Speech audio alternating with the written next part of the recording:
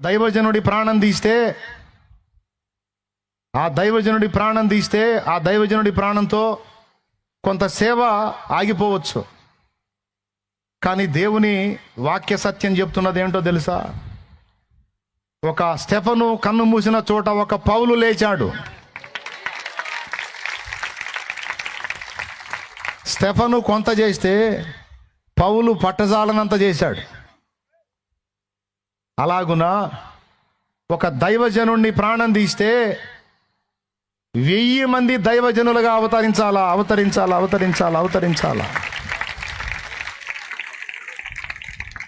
నేను చెప్తున్నా, ఈరోజు ఇక్కడ వేలాది మంది కూర్చొని ఉన్నారు. చాలా సంతోషం. సువార్త సత్యం విన్నారు ఇప్పటిదాకా, ఇంకా సంతోషం. మరి కర్తవ్యం ఏంటి?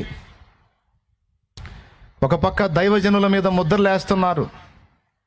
2 రకాలుగా చంపటానికి మత ఉన్మాదం కుట్రలు మన్నుతుంది. శారీరకంగా చంపటానికి, క్యారెక్టర్ పరంగా కూడా చంపటానికి. ఈరోజు క్యారెక్టర్ మీద కూడా ముద్ర వేసి, ఏమండి, చనిపోయిన దైవజనుడు ప్రవీణ్ పగడాల గారి గురించి ఎలాంటి ముద్ర వేశారంటే, హైదరాబాద్ నుంచి ఎక్కడ రాజమండ్రి సమీపం వచ్చేదాకా ఈ దారి పొడుగున మంచినీళ్ళు తాగాల, అన్నం నెల ఓన్లీ మందే తాగుతున్నాడు. అది కూడా ఏందనుకున్నావు? రమ్ము, జిన్ను, ఏమండి, బడ్వైజర్ బీరు, మళ్ళీ నీళ్ళు కూడా లేవు, వాటర్ బాటిల్ కూడా లేదు. డబ్బాలు కొనుక్కోవటం, దారి పొడుగున పరమాణాలా తాగటం, రావటం. 3 సార్లు పడ్డాడు. 4వసారి వచ్చి అక్కడ పడి బైక్ పైకి లేచి నీట్గా గురిగా ఎక్కడ బ్యాలెన్స్ మిస్ కాకుండా స్ట్రైట్గా వచ్చి ఆయన మీద ఒక దుప్పటి కప్పినట్టు కప్పేసుకుంది బైకు. పాయింట్ గాల సైలెన్సర్ వల్ల లోపల కాలు గాలింది. ఆశ్చర్యక్రియ. దైవజనుడు కదా, అంతే. ఏమండి, హెల్మెట్ గేమ్ గాల, లోపల తల పగిలింది. దైవజనుడు కూడా అంతే.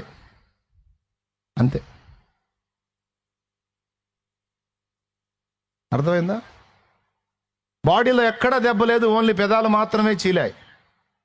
దైవజనుడు కదా, స్పెషల్గా దెబ్బలు అంతే, అట్లుంటాయి. మందు తాగడు, మంచినీళ్ళు తాగడు, అన్నం తినడు, బోరికి మందు అవుతానే వస్తాడు. దైవజనుడు కదా, నీళ్లతో అవసరం లేదు. ఎంత కరడు గట్టిన త్రాగుబోతుగా చిత్రీకరించారంటే, తల దేనికి వేసి కొట్టుకోవాలో అర్థం కావట్లా. అందులో ఆయన ఎందుకు వస్తున్నాడు? డేట్స్ ఇచ్చాడు, వాక్యం చెప్పడానికి వస్తున్నాడు. దారి పొడవునా తాగుతానే వస్తున్నాడు. ఫుల్గా మందేసుకొని బలిపీఠం మీద ప్రభునందు ప్రియులారా అంటాడు అనమాట. ఏమన్నా న్యాయం? యేసు ప్రభుకి ఎలాగ అన్యాయపు తీర్పు జరిగిందో, ఈరోజు దైవజనులకు కూడా అన్యాయపు తీర్పులే జరుగుతున్నాయి. క్రైస్తవులకు అన్యాయపు తీర్పే జరిగిస్తుంది ఈ సమాజం. దేవుని బిడ్డలకు అన్యాయమే జరుగుతుందండి. ఎందుకంటే చెయ్యెత్తి దెబ్బ కొట్టరు, నోరెత్తి దూషించరు. గొర్రెల్లాగా విలవిలలాడతారు, గిలగిలలాడతారు తప్ప ఏ విధమైన దుర్మార్గాలకు పాల్పడరు. క్రైస్తవులు శాంతి కాముకులు కాబట్టి ఇలాంటి జడ్జిమెంట్లు, ఇలాంటి ఇన్వెస్టిగేషన్స్ జరుగుతున్నాయి. పోలీసు వారు అద్భుతమైన ఇన్వెస్టిగేషన్, ఆశ్చర్యకరమైన ఇన్వెస్టిగేషన్ బయలుపరిచారు. గౌరవ పోలీసు వారు, ఎస్పీ స్థాయి, ఐజీ స్థాయి అధికారులు. ఎంత ఆశ్చర్యం అంటే, వాళ్ళు విడుదల చేసిన వీడియోస్లోనే అంటే బహుశా వాళ్ళకి సరిగ్గా 1-2 సార్లు మాట్లాడుకోలేదేమో అనిపించింది నాకు. మాట్లాడేటప్పుడు అరే, మనం మాట్లాడేది రికార్డ్ అవుతుంది, అథెంటిక్గా ఉంటుంది, ఇది మనం జాగ్రత్తగా మాట్లాడాలని అనుకోలే బహుశా. ఎస్పీ గారు అంటాడు, స్పాట్లో మా ఏఎస్ఐ గారు ఒక ఆయన చూసి, మనుషులు ఎవరో ఆయనకి చెప్తే ఆయన మాకు సమాచారం అందిస్తే మేము స్పాట్లోకి పోయాం అంటారు ఎస్పీ గారు. మళ్ళీ తర్వాత ఐజీ గారు మాట్లాడుతూ 112కి ఫోన్ వచ్చింది, అప్పుడు మేము ఆడికి పోయి అంతా చూసామని వారు చెప్తారు. ఎస్పీ గారేమో ఏఎస్ఐ గారి ద్వారా మేము వెళ్ళామంటారు. ఐజీ గారేమో 112కి ఫోన్ వచ్చింది అందుకని వెళ్ళామంటారు. 8:30కు ఒకరు చెప్పారు, 8:45కి ఒకరు చెప్పారు. సరే వదిలేద్దాం. ఎస్పీ గారు ఇచ్చిన దానిలోనేమో బైకు వెంట ఒక కారు ఒక పెద్ద ట్రక్ ఫాలో అయింది. ఐజీ గారు ఇచ్చిన దానిలోనేమో బైక్ వెంట 4 కార్లు ఫాలో అవుతాయి. ట్రక్ ఎట్లా వేసిపోయిందో అర్థం కాల 30 సెకండ్లలో. దేవునికి స్తోత్రం. జస్ట్ ఆ వీడియోకి ఆ ఫుటేజీకి ఈ ఫుటేజీకి జస్ట్ 30 సెకండ్లే తేడా. అందులోనేమో కారు ట్రక్కు కనపడ్డాయి, ఇందులోనేమో 4 కార్లు కనపడ్డాయి. అది కూడా 3 కార్లే కనపడ్డాయి. మరి అది అంతకుముందు మరి సీసీ ఫుటేజీలో ట్రక్కు కనపడని ఇందులో కనపడడం, మరి అది ఎట్టిపోయిందో అర్థం కాల. ఏమండి, ఒకదానికొకటి వ్యతిరేకమైనటువంటి సీసీ కెమెరాస్ అయినా కనపడలా. సరే 2. ఇక 3వది, సీసీ ఫుటేజీలన్నీ ఓన్లీ బార్ షాపుల్లోనే దొరికినాయి. ఆశ్చర్యం అది. మరి అన్నం తిన్న దగ్గర కానీ, కనీసం ఆ మందు తాగిన దగ్గర కానీ, లేకపోతే మంచినీళ్ళ బాటిల్ కొన్న దగ్గర కానీ 3 గంటల సేపు మధ్యలో ఆయన బ్రేక్ అయిన ప్లేస్ ఒకటి ఉంది. ఆ సీసీ ఫుటేజీలు దొరకల. మళ్ళీ అది సెంటర్, అక్కడ స్తంభం ఉంది, స్తంభానికి సీసీ కెమెరాస్ ఉన్నాయి, అవి ఎందుకనో బయటికి రాలా. తర్వాత ఎక్కడ కనపడ్డా హెల్మెట్ మాస్క్ మాత్రం పర్ఫెక్ట్గా కనపడుతున్నాయి. అంత దూరం జర్నీలో ఒక్కసారి కూడా ఆయన హెల్మెట్ తీయలేదంటే రికార్డ్ బ్రేక్. మరి ఎంత గొప్ప దైవజనుడో చూడండి మీరు. నీళ్లు తాగలేదు, భోజనం చేయలేదు, హెల్మెట్ తీయలేదు. మళ్ళీ చనిపోయేటప్పుడు ఎంత పద్ధతిగా చచ్చిపోయాడంటే, బైక్ అలా పైకి లేచినప్పుడు ఈ మాస్క్ కళ్ళజోడు పక్కన పెట్టి ఇప్పుడు రా అన్నాడు. అప్పుడు వచ్చి బైక్ పడింది. మళ్ళీ పెదాలు చీలుతాయి కాబట్టి, పెదాలకు డ్యామేజ్ అయింది కాబట్టి మాస్క్ను కళ్ళజోడు నీట్గా మడత పెట్టి పక్కన పెట్టాడు. ఆ తర్వాత బైక్ రమ్మంటే వచ్చి కరెక్ట్గా దుప్పటి కప్పినట్టు పైన కప్పేసింది బైక్. అది కూడా రివర్స్లో. తర్వాత ఆయన పెట్టుకుంది నల్ల హెల్మెట్, బ్లాక్ హెల్మెట్. కానీ ఎస్పీ గారు మాట్లాడుతూ, వీడియోలో ఇప్పుడు కూడా ఉన్నాయి చూడండి, అదిగో చూడండి, అదిగో వైట్ హెల్మెట్ అన్నాడు. మరి బ్లాక్ హెల్మెట్ వైట్ ఎప్పుడు మారిందో నాకు అర్థం కాల. మొత్తం వీడియోస్ ఉన్నాయి. పోలీసు వారు ఇన్వెస్టిగేషన్ చేసి అవుట్ చేసినటువంటి వీడియోస్ని గురించి మాట్లాడుతున్నాను. నేనేమి ఇంకో రకం వేరే నాకేదో నా ఊహ నేను చెప్పట్లా. వాళ్ళు అన్వేషించారు, పరిశీలించారు, సైంటిఫిక్గా అన్ని రకాలుగా. మరి పరిశీలించి దాదాపు 20 రోజులు టైం తీసుకొని ఒక అద్భుతమైన స్టేట్మెంట్ రిలీజ్ చేశారు. డాక్టర్ ప్రవీణ్ పగడాల గారు, దైవజనులు, దారి పొడవున్న బారు షాపుల్లో మందు కొంటూ తాగిన వీడియోలు లేవు, తాగుతూ 3 సార్లు పడి మళ్ళా లేచి 4వసారి కింద పడి బైక్ మీద వేసుకొని చచ్చిపోయాడు. ఏమండి, కానీ అక్కడ ఉన్నటువంటి క్లూస్ ఉంటాయి కదండి, ఫస్ట్ క్లూస్ టీం రావాలి, ఆ ఏరియాని భద్రం చేయాలి.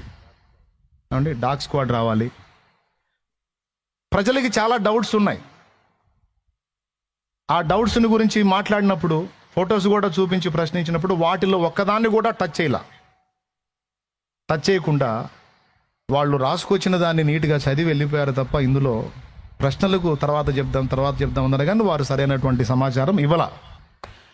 ఏం పర్వాలేదు, ఇబ్బంది ఏం లేదు. ఎందుకంటే ఇన్వెస్టిగేషన్ పూర్తయిందని చెప్పారు, కానీ కేసు పూర్తి కాల, కేసు కొట్టివేయబడలా. మాకుండే ఆలోచనలు మాకున్నాయి. చట్టబద్ధంగా మరి వాళ్ళు అవుట్ చేశారు కాబట్టి ఇక మేము తీసుకోవాల్సిన చర్యలు మాకుంటాయి కదా, కోర్టును ఆశ్రయించి. మరి ఈ కోర్టులో న్యాయం జరగకపోతే హైకోర్టుకి వెళ్తాం, అందులో జరగకపోతే సుప్రీంకోర్టుకి వెళ్తాం, ఉన్నాయిగా ఇంకా. కాబట్టి మేము తీర్మానం చేసుకున్నాం, మా వంతు మేము కూడా దీని విషయంలో చట్టబద్ధమైనటువంటి విధానంలోనే పోరాడాలి.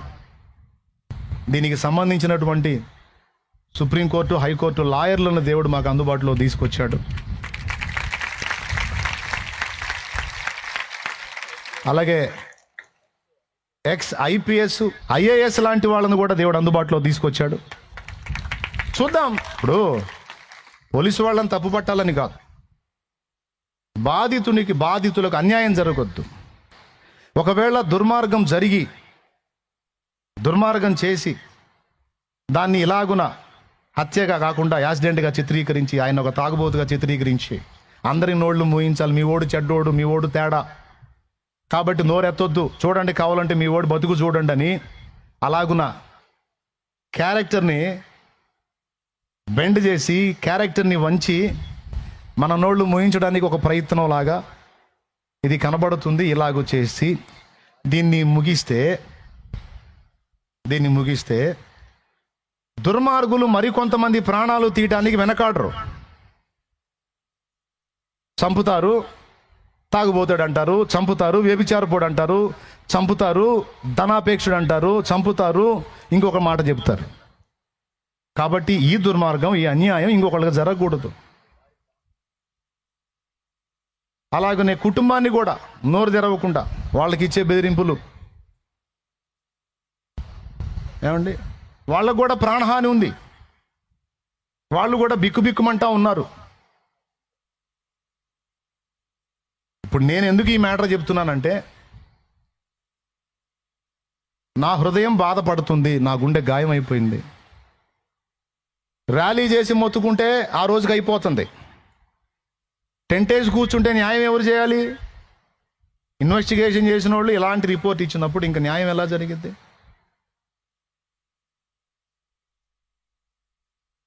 కాబట్టి నేనేం చెప్తున్నానంటే, ఒక ర్యాలీతో ఒకరోజు, ఒక వారం రోజులు టెంట్ వేసుకొని మొత్తుకుంటామో కాదు, చట్టబద్ధంగా మనం పోరాటానికి దారులు ఏమున్నాయో చూసుకొని దానోళ్ళు కలుసుకొని, ఎవరైతే ఇంకా ఆసక్తి పరులు ఉన్నారో అందరూ కలిసి సంఘటితమై జరిగిన ఇన్వెస్టిగేషన్లో మాకు ఇదిగో ఇన్ని డౌట్స్ ఉన్నాయి, దయచేసి వాటిని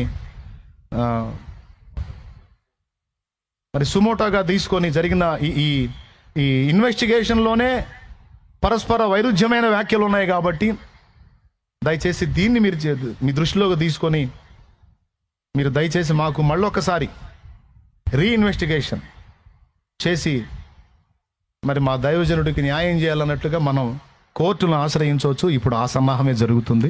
నా తండ్రి చిత్తం అయితే అది త్వరలో నెరవేరుతుంది. దానికోసం ప్రార్థన చేయండి. వదిలిపెట్టే ప్రసక్తే లేదు. శ్రమలకి భయపడి, ప్రాణానికి భయపడి సేవకురాల సేవ అంటే చావనే తీర్మానంతోనే ముందుకొచ్చాం.